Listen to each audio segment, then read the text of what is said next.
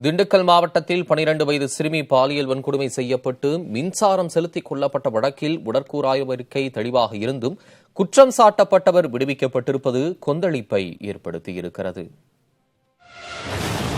கடந்த ஆண்டு ஏப்ரல் 16ஆம் தேதி வீட்டில் தனியாக இருந்த சிறுமியை கிருபானந்தன் என்பவர் வீடு புகுந்து பாலியல் வன்கொடுமை செய்துள்ளார். இதனையடுத்து சிறுமியின் வாயிலும் மூக்கிலும் மின்கம்பியை செலுத்தி மின்சாரம் பாயச் செய்து கொலையும் செய்துள்ளார். தான் செய்த குற்றத்தை திண்டுக்கல் மாவட்ட குழந்தைகள் பாதுகாப்பு அலுவலக அதிகாரியின் விசாரணையில் குற்றவாளி கிருபானந்தன் ஒப்புக்கொண்டுள்ளார். திண்டுக்கல் மாவட்ட குழந்தைகள் பாதுகாப்பு அலுவலகத்தில் வைத்து நடத்திய இந்த விசாரணையில் சிறுமியை பாலியல் வன்கொடுமை செய்ததோடு சிறுமி தரையில் மோதியதால் மயக்கமடைந்ததாகவும் அதனால் பயந்து போய் சிறுமியின் வாயிலும் மூக்கிலும் மின் கம்பிகளை பொருத்தி மின்சாரத்தை பாய்ச்சிவிட்டு வீட்டை விட்டு வெளியே வந்துவிட்டதாகவும் வாக்குமூலம் அளித்துள்ளார். குற்றம் சாட்டப்பட்டவர் அளித்த வாக்குமூலத்தை கைப்பட எழுதி இளைஞர் நீதி குழுமத்திற்கு அனுப்பியதாகவும் திண்டுக்கல் மாவட்ட குழந்தைகள் பாதுகாப்பு மைய பெண் அதிகாரி தெரிவித்துள்ளார். சிறுமியின் உடலை பிரேத பரிசோதனை செய்த மருத்துவர் சிறுமியின் கழுத்து நெரிக்கப்பட்டு மூச்சு திணறலால் இறப்பு நேரிட்டிருப்பதாக தெரிவித்துள்ளார். சிறுமி பாலியல் வன்கொடுமைக்கு ஆளாக்கப்பட்டுள்ளதாகவும் சிறுமியின் மார்பு பகுதியில் பலாத்காரத்தால் ஏற்பட்ட காயங்கள் இருந்ததாகவும் தெரிவித்துள்ளார். இந்நிலையில் வாய்மொழியாகவும் எழுத்துப்பூர்வமாகவும் அளிக்கப்பட்ட சாட்சியங்களின்படி குற்றம் சாட்டப்பட்ட கிருபானந்தன் மட்டுமே குற்றத்தில் ஈடுபட்டார் என்பதற்கு போதிய சாட்சிகளும் ஆதாரங்களும் இல்லை என கூறி குற்றத்தில் இருந்து அவரை விடுவித்து தீர்ப்பளிக்கப்பட்டுள்ளது. பாதிக்கப்பட்ட குடும்பத்திற்கு 3 லட்சம் ரூபாய் இழப்பீடு தரவும் நீதிமன்றம் உத்தரவிட்டுள்ளது. இன்னைக்கு அந்த விடுதலை அப்படின்னு சொன்னதுக்கு பின்னாடி என் பொண்ணோட சாவுக்கு யார் காரணம் அப்படின்ற ஒரு கேள்வியை நான் வச்சிருக்கேன். ஏன்னா இன்னைக்கு இருந்தது எனக்கு ஒரே ஒரு பொண்ணு தான் எனக்கு வாரிசு. முடிச்சிட்டான், ஜோலியை முடிச்சிட்டான். இன்னைக்கு நாங்கள் 2 பேர் இந்த தமிழ்நாட்டை பொறுத்தவரையிலும் பிள்ளைல அப்பாவிதான். பெற்றோருக்கு ஒரே மகளாக கொஞ்சி விளையாடி திரிந்த குழந்தையை கொடூரமாக இரத்த வெள்ளத்தில் மின்சாரம் பாய்ந்த நிலையில் பார்த்த தாய்க்கு நீதி கிடைக்கவில்லை. ஒரே மகளை 1000 கனவுகளுடன் வளர்த்த தந்தைக்கு நீதி கிடைக்கவில்லை. கழுத்து நெறிபட்டு உடல் முழுவதும் காயப்பட்டு மின்சாரம் பாய்ந்து இறந்த சிறுமிக்கான நீதி கிடைக்கவில்லை. இதற்கு யார் பொறுப்பு? சிறுமி இறந்ததற்கு காரணம் யார்? சிறுமியின் கொலைக்கு காரணமானவர்கள் நீதியின் முன் நிறுத்தப்படுவது எப்போது? பெண் குழந்தைகளையும் பெண்களையும் பாதுகாக்கவும் சட்டத்தின் முன் நிறுத்தவும் இப்போதைய நடவடிக்கைகள் போதுமானவையாக இல்லையா என்ற பல கேள்விகளை இந்த சம்பவம் எழுப்பியுள்ளது. புதிய தலைமுறைக்காக திண்டுக்கல்லில் இருந்து வீரமணிகண்டன். பெண் குழந்தைகளுக்கு எதிரான பாலியல் துன்புறுத்தல்கள் 20% அதிகரித்திருப்பதாக தேசிய குற்ற ஆவண காப்பகம் வெளியிட்டுள்ள புள்ளி விவரத்தின் மூலம் தெரியவந்துள்ளது. அது குறித்த கூடுதல் விவரங்களை தருகிறார் செய்தியாளர் ஹேமா. நான் உங்ககிட்ட நின்று பேசிட்டு இருக்கிற இதே வேளையில தான் 10ல் 1 குழந்தை இந்திய அளவில் ஏதோ ஒரு மூலையில பாலியல் துன்புறுத்தலுக்கு ஆளாக்கப்படுறாங்க. என்சிஆர்பி டேட்டாவுடைய புள்ளி விவரம் படி கடந்த ஆண்டை காட்டிலும் இந்த ஆண்டு பெண் குழந்தைகளுக்கான குற்றங்கள் சுமார் 20% அதிகரிச்சிருக்கு. இந்திய அளவில் 109 குழந்தைகள் பாலியல் துன்புறுத்தலுக்கு, ஒரு நாளைக்கு 109 குழந்தைகள் பாலியல் துன்புறுத்தலுக்கு ஆளாக்கப்படுறாங்கன்னு என்சிஆர்பி டேட்டா சொல்லுது. அதே மாதிரி இந்திய அளவில் குழந்தைகளுக்கு எதிரான குற்றங்கள் சார்ந்த வழக்குகள் மட்டும் பார்த்தோம்னா சுமார் 13,000க்கும் மேற்பட்ட வழக்குகள் பதிவு செய்யப்பட்டிருக்கு. உத்தரப்பிரதேஷ், மகாராஷ்டிரா போன்ற மாநிலங்களில் தமிழகமும் பெண் குழந்தைகளுக்கு எதிரான பாலியல் குற்றங்கள்ல இடம்பெற்றிருக்குன்னே சொல்லலாம். ஊரடங்கு காலத்தில், அதாவது மார்ச்லேருந்து ஆரம்பிச்சு ஆகஸ்ட் வரைக்குமே தமிழகம் முழுவதும் சுமார் 737 புகார்கள் பெண் குழந்தைகளுக்கு எதிரான குற்றங்களுக்கு மட்டுமே பதிவு செய்யப்பட்டிருக்கு. இந்த குற்றங்கள் அனைத்தும் 1098 அப்படிங்கிற டோல் ஃப்ரீ நம்பர்ல பதிவு செய்யப்பட்டிருக்குன்னே சொல்லலாம். குழந்தைகள் கடத்தல் அப்படின்னு பார்த்தோம்னா கடந்த ஆண்டை காட்டிலும் கிட்டத்தட்ட 44% அதிகரிச்சிருக்கிறதாவே என்சிஆர்பி டேட்டா சொல்லுது. 27.8% நபர்கள் நீதிமன்ற வழக்குகளுக்கு, அதாவது குழந்தைகளுக்கு எதிரான குற்றங்கள்ல பாதிக்கப்பட்டவர்கள், அதே போல குற்றவாளிகள் கிட்டத்தட்ட 27.8% பேர் நீதிமன்ற உத்தரவின் பேரில் தண்டனையில் இப்பொழுது இருக்காங்கன்னே சொல்லலாம். குழந்தைகளுக்கு எதிரான வன்முறைகள் அப்படின்னு பார்த்தோம்னா கிட்டத்தட்ட 4000க்கும் மேற்பட்ட வழக்குகள் பதிவு செய்யப்பட்டிருக்கிறதா என்சிஆர்பி டேட்டா சொல்லுது. தொடர்ந்து இது குறித்து தங்களது பார்வைகளை முன்வைக்க 2 விருந்தினர்கள் நம்மோடு இணைகின்றனர். மூத்த வழக்கறிஞர் திருமிகு சாந்தகுமாரி மற்றும் விரைவில் நம்மோடு இணைகிறார் ஓய்வு பெற்ற மூத்த காவல் அதிகாரி திரு கருணாநிதி. வணக்கம் திருமிகு சாந்தகுமாரி. திண்டுக்கல் மாவட்டத்தில் அந்த 12 வயது சிறுமி பாலியல் வன்கொடுமை வழக்கு தமிழகம் முழுக்க ஒரு மிகப்பெரிய அதிர்வலைகளை ஏற்படுத்தியிருக்கு. குற்றம் சாட்டப்பட்டவர் போதிய சாட்சியம் இல்லை அப்படின்னு சொல்லி விடுவிக்கப்பட்டிருக்கிறார். முதற்கட்டமா இந்த தீர்ப்பை எப்படி பாக்குறீங்க நீங்க? இந்த தீர்ப்பு ரொம்ப அதிர்ச்சி தரத்தக்க ஒரு தீர்ப்பாகத்தான் நான் இதை பார்க்கிறேன். ஏன்னு கேட்டால், அவ்வளோ ஒரு கொடூரமான ஒரு கொலை நிகழ்ந்திருக்கிறது, பாலியல் வல்லுறவு நிகழ்ந்திருக்கிறது, அந்த பெண் உயிரை இழந்திருக்கிறாள் என்கிற சூழலில் எல்லா பெண்களைப் போலவே நாமும் நிச்சயமாக அந்த குற்றவாளி தண்டனை பெற்றுத்தருவார்கள் என்று நாங்கள் நம்பினோம். அதாவது பெற்றுத்தருவது என்பது என்னன்னு கேட்டீங்கன்னா, காவல்துறையினர் சரியான முறையில ஒரு இன்வெஸ்டிகேஷனை நடத்தி அந்த அடிப்படையில அவங்க சார்ஜ் ஷீட்டை ஃபைல் பண்ணி அதன் அடிப்படையில வழக்கு விசாரணைக்கு சாட்சியங்களை அழைத்து தாங்கள் சொல்லுகிற எஃப்ஐஆர்ல சொல்லியிருக்கக்கூடிய விஷயங்களை ருசுப்படுத்துகிற முறையில ப்ரூவ் பண்ணுகிற முறையில அந்த சாட்சியங்களிடமிருந்து விஷயங்களை நீதிமன்றத்திற்கு எடுத்து சென்று அதன் பிறகு வாத பிரதிவாதங்கள் வைத்து இப்படித்தான் ஒரு வழக்கிலே தீர்ப்பு என்பது வழங்கப்படும். எனவே இதுல மெயின் ஜாப் என்னன்னு கேட்டீங்கன்னா ப்ராசிக்யூஷனுக்கு தான் உண்டு. அப்ப இந்த ப்ராசிக்யூஷன் மட்டும், அதாவது காவல்துறை சார்பிலே அரசின் சார்பிலே பேசக்கூடிய வழக்கறிஞரும் இருவரும் சேர்ந்துதான், 2 பக்கமும் சேர்ந்துதான் இந்த வழக்கை நடத்த வேண்டும். அப்போ இந்த வழக்குல இதை செய்திருக்கிறார்களா என்ற அடிப்படை கேள்வி எழுகிற பொழுதுதான் உண்மையிலேயே நெஞ்சம் பதறுகிறது. எவ்வளவு அவலத்துக்காய் அந்த பிள்ளை இறந்திருக்கா. ஒரு 2 நிமிஷத்துக்கு முன்னாடி நான் பார்த்தேன் அந்த பெற்றோருடைய கண்ணீர். எனக்கு யாருமே வாரிசு இல்லை என்று சொல்லுகிற ஒரு தகப்பன், ரத்த வெள்ளத்திலே மிகுந்த பெண்ணை கண்டு துடி துடித்த தாய், இவர்களுக்கு இந்த சமூகம் என்ன பதில் சொல்ல போகிறது? இந்த காவல்துறை தான் பதில் சொல்ல வேண்டும் என்று நான் கேட்டுக்கொள்கிறேன். ஏன்னு கேட்டீங்கன்னா, ஒரு ப்ராசிக்யூஷன் கரெக்டா கொண்டு நிறுத்த வேண்டியது யாரு? சாட்சியங்களை கொண்டு நிறுத்த வேண்டியது யாருடைய கடமை? இன்றைக்கு அந்த கடமையை காவல்துறை சரியாக செய்திருக்கிறதா அப்படின்னு சொல்லி ஒண்ணு இல்ல. இன்றைக்கு நீதிபதி கொடுத்திருக்கக்கூடிய தீர்ப்புல சொல்லக்கூடிய முக்கியமான விஷயம், குற்றத்தை இவர்தான் குற்றம் புரிந்தார் என்பதை ப்ராசிக்யூஷன் தரப்பு நிரூபிக்க தவறி இருக்கிறது. என்ன லேப்ஸ் அப்படின்னு பாத்தீங்கன்னா, இந்த குற்றம் சாட்டப்பட்ட அந்த பையன், இப்ப விடுதலையாயிருக்கக்கூடிய அந்த 17 வயது பையன் என்ன பண்ணிருக்கான், நீங்க யோசிச்சு பாத்தீங்கன்னா, ஸ்டேட்மெண்ட் கொடுத்திருக்கான். சைல்டு வெல்ஃபேர் கமிட்டி முன்னாடி, அந்த ஆபீசர்ஸ் முன்னாடி அவங்க ஸ்டேட்மெண்ட் கொடுத்திருக்காங்க. அந்த ஸ்டேட்மெண்ட் ஏன் நீதிமன்றத்திற்கு வரல அப்படின்னு தன்னுடைய தீர்ப்புல நீதிபதி அவர்கள் குறிப்பிட்டிருக்கிறார்கள். ஆக எந்த முக்கியமான சாட்சியோ, ஆமா நான் தான் போனேன், பயந்து போய் தான் இந்த எலக்ட்ரிகியூஷனுக்கு நான் ஏற்பாடு பண்ணினேன் அப்படின்னு அந்த பையன் சொல்லுகிற அந்த வாக்கு மூலத்தை கூட காவல்துறையால் கொண்டு நீதிமன்றத்திலே சேர்க்க முடியவில்லை என்று சொன்னா எதுக்குங்க இந்த பேச்செல்லாம்? பாலியல் வன்கொடுமையை தடுக்க வேண்டும்னு சொல்லிட்டு இன்னைக்கு உள்துறை அமைச்சகத்தின் சார்பிலே சுற்றறிக்கை வந்திருக்கிறது மாநிலங்களுக்கு. பெண்களை பாதுகாக்க வேண்டும் என்று பிரதமர் சொல்லுகிறார் என்கிறார்கள். அதே போல மாநில முதல்வர்கள் கூட இது பெண்களுக்கான ஆட்சி, பெண்களை பாதுகாக்கிற ஆட்சி இன்னும் அதே வார்த்தை ஜாலங்கள் ஒன்னும் சொல்லி குறையாதுங்க.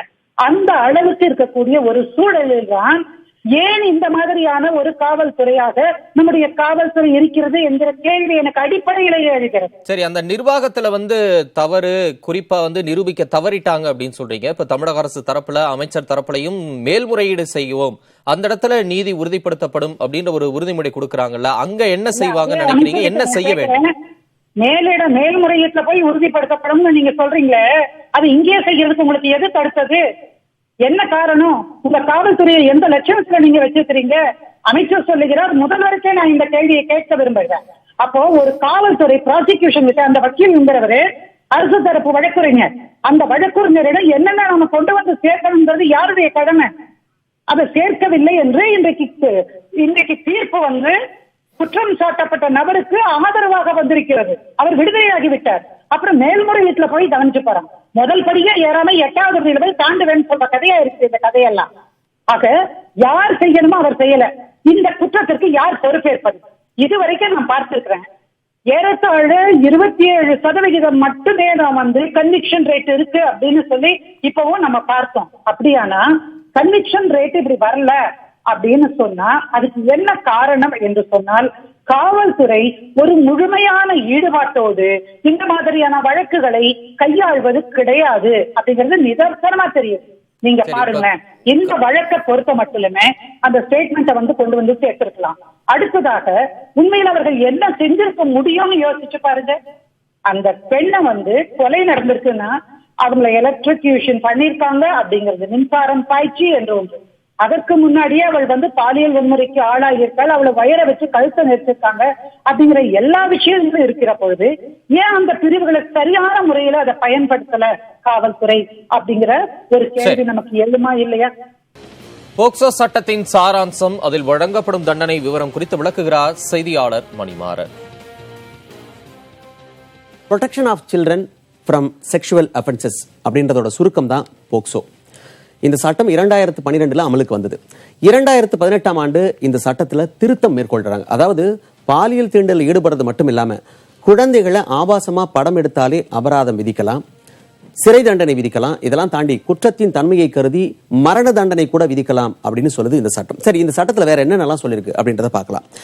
3 மாதங்களுக்குள்ள விசாரணை நடத்தி தீர்ப்பு வழங்கப்பட வேண்டும்னு இந்த சட்டத்தில் சொல்லியிருக்கு. அடுத்ததா வெளிப்படையான விசாரணை தேவையில்லைன்னு சொல்றாங்க. அந்த குழந்தைகளுக்கு பாதுகாப்பு வேண்டும், அதனால ரகசியம் காக்கப்படணும் அப்படின்னு சொல்லியிருக்கிறாங்க. எஃப்ஐஆர் பதிவாகும் முன்பே விசாரணையை தொடங்கலாம். நான் போய் புகார் சொல்றேன், எஃப்ஐஆர் பதிவு செய்யணும் அப்படின்ற அவசியமே இல்லை, உடனடியாக விசாரணையை தொடங்கலாம். அடுத்ததா குழந்தையோட வீட்டிற்கு நேரில் சென்று விசாரணை மேற்கொள்ள வேண்டும் இந்த சட்டத்தில் சொல்லியிருக்கு. காரணம் என்னன்னா, எந்த ஒரு சூழலையும் குழந்தை காவல் நிலையத்துக்கு வரவழைக்கப்படக்கூடாது என்பதற்காக சொல்லியிருக்காங்க. இன்னொன்னு, அந்த காவல்துறையை சேர்ந்தவர் அந்த குழந்தையோட வீட்டுக்கு போகும்போது சீருடையில் போகக்கூடாது அப்படின்னு இந்த சட்டத்தில் சொல்லியிருக்கிறாங்க. அடுத்ததா விதிகளை மீறினால் காவல்துறையினர் மீதே நம்ம நடவடிக்கை எடுக்கலாம், அதுக்கு ஒரு வழக்கு கூட தொடுக்கலாம் அப்படின்னு சொல்றாங்க ஆதாரத்தோட. அதாவது நம்ம போய் புகார் கொடுக்கிறோம், மெத்தன போக்கோட செயல்படுறாரு, அல்லது நம்மளோட புகாரை பெற்றுக்கொண்டு சிஎஸ்ஆர் காப்பி, அதாவது புகாரை பெற்றுக்கொண்டேன் அப்படின்ற சிஎஸ்ஆர் காப்பியை கொடுக்கணும், அதை கண்டிப்பா நம்ம வாங்கணும். இதெல்லாம் செய்யவில்லை என்றால் ஆதாரத்தோடு அவர் மீதே புகார் அளிக்கலாம் அப்படின்னு இந்த சட்டத்தில் சொல்லியிருக்காங்க. அந்த பாதிக்கப்பட்ட குழந்தைக்கு மருத்துவ உதவிகள் செய்து தரப்பட வேண்டும் அப்படின்னு இந்த சட்டத்தில் சொல்லியிருக்காங்க. அடுத்ததா நீதிபதியின் முன்னிலையில் வாக்குமூலம் பெறப்பட வேண்டும். அதான் என்ன சொல்றாங்கன்னாக்கா, இன் கேமரா ப்ரொசீடிங்ஸ் அப்படின்னு சொல்றாங்க. அதாவது அந்த குழந்தைகிட்ட இருந்து வாக்குமூலம் பெறும்பொழுது நீதிபதி இருக்கணும், அந்த வாக்குமூலத்தை பெறுவதற்காக ஒரு தட்டச்சர் கூடவே இருக்கலாம் அப்படின்னு சொல்லியிருக்காங்க. அந்த குழந்தை சார்பாக ஒரு நபர் அனுமதிக்கப்படுகிறார். இதை எல்லாத்தையுமே கேமரா மூலமா பதிவு செய்யறாங்க. இதெல்லாம் தாண்டி இந்த மாதிரி குற்றங்கள்ல ஈடுபடுறாங்க, பாலியல் தீண்டலில் ஈடுபடுறாங்கன்னா 3 ஆண்டுகள் முதல் அவங்களுக்கு ஆயுள் வரைக்கும் சிறை தண்டனை கொடுக்கலாம். நான் ஏற்கனவே சொன்ன மாதிரி குற்றத்தின் தன்மையை கருதி அந்த குற்றவாளிக்கு மரண தண்டனை கூட விதிக்கலாம் அப்படின்னு இந்த சட்டத்தில் சொல்லப்பட்டிருக்கு. ஆக சட்டங்கள் கடுமையாகத்தான் இருக்கின்றது, ஆனால் எல்லா குற்றவாளிகளும் தண்டிக்கப்படுகிறார்களா என்ற கேள்வி இன்னமும் அப்படியே இருக்கிறது. தொடர்ந்து நம்மோடு தொலைபேசி வாயிலாக ஓய்வு பெற்ற மூத்த காவல் அதிகாரி திரு கருணாநிதி இணைந்திருக்கிறார். வணக்கம் திரு கருணாநிதி. வணக்கம். இப்ப இடைவேளைக்கு முன்பா வழக்கறிஞர் திருமதி சாந்தகுமாரி நிறைய கேள்விகளை முன் வச்சாங்க. குறிப்பா காவல்துறை தான் இதுக்கு மிக முக்கியமான ஒரு காரணம். இந்த இடத்துல சாட்சியங்களை அவங்க நிரூபிச்சு குற்றவாளியை அவர் தான் குற்றம் செய்தவர் அப்படின்னு நிரூபிக்க தவறினதுக்கு காவல்துறை மிக முக்கியமான காரணம். இனி மேல்முறையீடு போய் நீங்க நிரூபிக்கிறத விட இந்த இடத்துல செஞ்சிருக்கணுமே, தவறுனது காவல்துறை தான். காவல்துறை தான் இந்த மாதிரியான விஷயம் நடந்ததுக்கு காரணமா? நிச்சயமாக அதுல அவங்க சொல்றதுல ஒன்றும் தவறு கிடையாது. காவல்துறை இன்வெஸ்டிகேட்டிங் ஆபீசர் ரொம்ப மிசரபிளி ஃபெயில்டு, அதுல ஒன்றும் சந்தேகம் இல்லை. ஆனால் அவர்களை மட்டுமே சொல்லி பண்ணல. அங்க ஒரு லீகல் அட்வைஸ் பண்றதுக்காக ஒரு ஏபிபி, ஒரு பப்ளிக் ப்ராசிக்யூட்டர் வச்சிருக்கோம், director of prosecution, deputy director of prosecution. அவர் என்ன பண்ணாரு, இந்த இன்வெஸ்டிகேஷன் எப்படி சார்ஜ் ஷீட் போய் அவர்கிட்ட அப்ரூவல் வாங்கி தான் சார்ஜ் ஷீட் போயிருக்கோம். இந்த மாதிரி இவ்வளவு ஃபிளான இன்வெஸ்டிகேஷனை எப்படி அவர் சார்ஜ் ஷீட் போட்டு அலோவ் பண்ணாரு? அந்த டாக்டர் என்ன டாக்டர் விட்னஸ், அந்த டாக்டர் எவிடன்ஸ் சரியாவே இல்லை. அந்த டாக்டரும் இந்த இன்வெஸ்டிகேட்டிங் ஆபீசரும் ஒன்னா கன்சல்ட் பண்ணி என்னன்னு ஒரு ஸ்டேட்மெண்ட் எல்லாம் கரெக்டா வந்திருக்கணும். ஒரு இன்வெஸ்டிகேஷன் போறதுக்கு முந்தி medical officer, director of public prosecution, investigating officer எல்லாம் 3 பேர் சேர்ந்துதான் இந்த கேஸுக்கு ஒரு முடிவு கொண்டு வந்திருக்கமே தவிர அங்க கோர்ட்ல போயிட்டு சந்திச்சிருச்சு நிக்க வேண்டிய அவசியம் இல்லை. இவர் சொல்றது ஒன்னா இருக்கு, அவர் சொல்றது ஒன்னா இருக்கு. மொத்தத்துல இதை ஒரு பயன்படுத்திக்கிட்டு நீதிமன்றத்தையும் நான் பிளேம் பண்ணுவேன். நான் அவர்களும் இது சரியா பண்ணல. எல்லாம் நடந்தது உண்மைங்கிறதுக்கு ஒரு சாதாரண மனிதன் கூட புரிந்து கொள்ளக்கூடிய அளவுக்கு இந்த சம்பவம் முழுக்க முழுக்க உண்மைங்கிறதுக்கு போதுமான ஆதாரம் இருக்கு. இவங்க தான் குளறுபடி பண்ணியிருக்காங்க. விட்னஸ்கள் டேண்ட் ஆஸ்டைட். விட்னஸ் வந்து ஸ்டாண்ட் ஆஸ்திரேலியில, அதாவது இன்வெஸ்டிகேஷனுக்கு ஃபேவரா சொல்றதுகளை ஒதுக்கி தள்ளிடுறாங்க. இது இன்ட்ரெஸ்டட் விட்னஸ், இன்வெஸ்டிகேஷனுக்கு எகென்ஸ்டா சொல்றதை எடுத்துக்கிறாங்க. This is not correct. சமூக அக்கறை உள்ள நீதிமன்றம் செய்யக்கூடிய வேலையே கிடையாது. நீதிமன்றமும் சரியா செயல்படல. Investigating officer completely miserably failed. இந்த மாதிரி ஒரு இன்வெஸ்டிகேஷனுக்கு தகுதி இல்லாதவங்களை எல்லாம் இந்த மாதிரி கேஸ்ல இன்வெஸ்டிகேட் பண்ண விடக்கூடாது. ஒரு டீம் ஆஃப் ஒரு நல்ல இன்வெஸ்டிகேஷன் தெரிஞ்ச சீனியர் ஆபீசரை விட்டு இன்வெஸ்டிகேட் பண்ண சொல்லணும். இவ்வளவு மோசமா இருக்கு. நான் இவ்வளவு நாள் சர்வீஸ் பண்ண இந்த டிபார்ட்மெண்ட்ல I am seeing very very bad type of investigation. மோசமான இன்வெஸ்டிகேஷன், மோசமான ப்ராசிக்யூஷன். இந்த ப்ராசிக்யூஷன் எதுக்கு இருக்காங்க இவங்க? ப்ராசிக்யூஷன் இன்வெஸ்டிகேட்டிங் ஆபீசருக்கு கைட் பண்றதுக்கும் இன்ஸ்ட்ரக்ஷன் கொடுக்கறதுக்கும் தான் இருக்கிறாங்க. சரியா பண்ணி இருந்தாக்க இந்த கேஸ் இவ்வளவு கொட்டிச்சாட்டு ஆயிருக்காது. அதே மாதிரி மெடிக்கல் ஆபீசர் கூண்ல ஏறி சொல்ல தெரியாம சாட்சி சொல்லியிருக்காரு. இது வந்து ஷூர் ஆஃப் இது வந்து இதுதான் ஸ்ட்ராங்குலேஷன் தான் அப்படியும் சொல்லியிருந்த இந்த கேஸ் கன்விக்ஷன் ஆயிருக்கும். எலக்ட்ரிகூஷன் ஆயிருந்தா என்ன, ஒரு இடத்துல 4 பேர் சேர்ந்து தாக்குறாங்க, யாராவது ஒருத்தருடைய இன்ஜுரிக்கு காசு ஆயிருந்துச்சுன்னா எந்த இன்ஜுரியில டெத் காசு ஆச்சுன்னு சொல்ல முடியலன்னா வாட் ஃபார் இஸ் டாக்டர்? இல்ல, இப்ப இந்த இடத்துல இவர் தவறு செய்தார், அவர் தவறு செய்தார், இப்ப இது வந்து வழக்கறிஞர் இல்ல நீதிமன்றம் மிஸ்ஸஸ் காவல்துறை அப்படிங்கிற அளவுக்கு போறதெல்லாம் தள்ளி வச்சுட்டு இந்த சிறுமிக்கான நீதி இப்ப வந்து விடுவிக்கப்பட்டார் குற்றம் சாட்டப்பட்டவர். இப்ப யாரு குற்றம் செஞ்சார் அப்படின்னு இந்த இடத்துல நாம நிரூபிக்கணும்ல. இப்ப யாருடைய பொறுப்போட இனிமேல் என்ன செய்யணும் அப்படிங்கறதுதான் மிக முக்கியமான விஷயம். கருணாநிதி நிச்சயமா இது அப்பீல் போகணும். ஒரு நல்ல ஏஜென்சியை விட்டு திரும்ப ரீஇன்வெஸ்டிகேட் பண்ண சொல்லணும். ஹைகோர்ட் வந்து இதுக்கு ஆர்டர் போட்டு ரீஇன்வெஸ்டிகேட் பண்ண சொல்லி இதுல சரியா இன்வெஸ்டிகேட் பண்ணாத எல்லா ஆபீசரையும் நடவடிக்கை எடுக்கணும். இன்வெஸ்டிகேட்டிங் ஆபீசர்ல இருந்து இந்த ப்ராசிக்யூஷன் கண்டக்ட் பண்ணவர்ல இருந்து அந்த ஈவன் மெடிக்கல் ஆபீசர் கூட கோர்ட்ல சரியா டேர்ன் பண்ணாதவங்க வரைக்கும் கம்ப்ளீட்டா இதுல யார் இந்த கேஸ் அக்யூட் ஆகிறதுக்கு காரணம் தான் எல்லாத்துமே நடவடிக்கை எடுத்தாதான் இன் வருங்காலத்திலேயாச்சும் கொஞ்சமாச்சும் கேஸ்களை ஒழுங்கா இன்வெஸ்டிகேட் பண்ணுவாங்க. சரி, நம்ம தொடர்ந்து பேசலாம். வந்து என்னமோ கதை எழுதுற மாதிரி எழுதிட்டு போறது இல்ல. இன்வெஸ்டிகேஷன்னா அது முழுக்க அதுல இன்வால்வ்மெண்ட் இருக்கணும், கமிட்மெண்ட் இருக்கணும். இது நாளைக்கு கோர்ட்டுக்கு போனா நம்ம கேஸ் அக்யூட் ஆச்சுன்னா நம்மள பாதிக்குங்கிற ஒரு நினைப்பே இல்லாம பண்ணிருக்காங்க. தூக்கி போட்டுருவாங்க. 10ஓட 11 அக்யூஸ் வெளியே வந்துட்டா நம்ம பாட்டுக்கு போயிடலாம் நினைச்சிட்டு இருக்காங்க. தொடர்ந்து பேசலாம் திரு கருணாநிதி. அக்யூட் ஆச்சுன்னா கேஸ் சார்ஜ் கொடுத்துருவாங்க அந்த இன்வெஸ்டிகேட்டிங் ஆபீசருக்கு. சரி, தொடர்ந்து பேசலாம். நீதிமன்றம் குறித்தும் சில விமர்சனங்களை முன் வச்சிருக்கிறீங்க. அது உங்களுடைய தனிப்பட்ட கருத்தாவே இந்த நிகழ்ச்சியிலேயே நான் அதை பதிவு செஞ்சுக்கிறேன். திருமிகு சாந்தகுமாரி, நிறைய நீங்க போலீஸ் மேல வச்ச குற்றச்சாட்டை அவர் ஏத்துக்கிறார். At the same time police மட்டும் கிடையாது, எல்லாருடைய கூட்டு தப்பும் இதுல இருக்கு அப்படிங்கறது தான் அவருடைய வாதம். முதல்ல கருணாநிதி சாருக்கு நான் நன்றி சொல்லணும். ஏன்னு கேட்டீங்கன்னா, இன்னைக்குதான் முதல்ல என்னை எதிர்த்து பேசாம நான் சொன்னதை உண்மைன்னு ஒத்துக்கிட்டு இருக்காரு. ஏன்னா அவருக்குமே பதறி இருக்கும். இன்வெஸ்டிகேஷன் எவ்வளவு மோசமா நடந்திருக்கு அப்படின்னு பார்த்திருக்கிறதுனாலதான் அவரும் ஒத்துக்கிட்டு இருக்காருன்னு நான் நம்புறேன். அவர் சொல்றதுல வந்து நான் மாற்று கருத்து வைக்கல. ஆரம்பத்திலேயே சொன்னேன், அரசு தரப்பு வழக்கறிஞருக்கும் இதுல ஒரு பங்கு இருக்கு அப்படிங்கறத நான் சொல்லியிருக்கேன். இன்வெஸ்டிகேஷன் பண்ணல, இது எல்லாமே உண்மை. அவர் ஏற்றுக்கொண்டாரு. அது நம்ம அது பார்க்கிறோம். என்னன்னா இதுல அக்கௌண்டபிலிட்டிங்கிற ஒரு வார்த்தை இருக்குங்க. இதுக்கு என்ன நடவடிக்கை எடுக்க போறீங்க? இப்ப இந்த ஆபீசர், இன்வெஸ்டிகேட்டிங் ஆபீசர் வந்து சரியா இல்ல, சரி பண்ணல, இந்த மாதிரி அந்த கேஸ போட்ட விட்டுட்டாரு.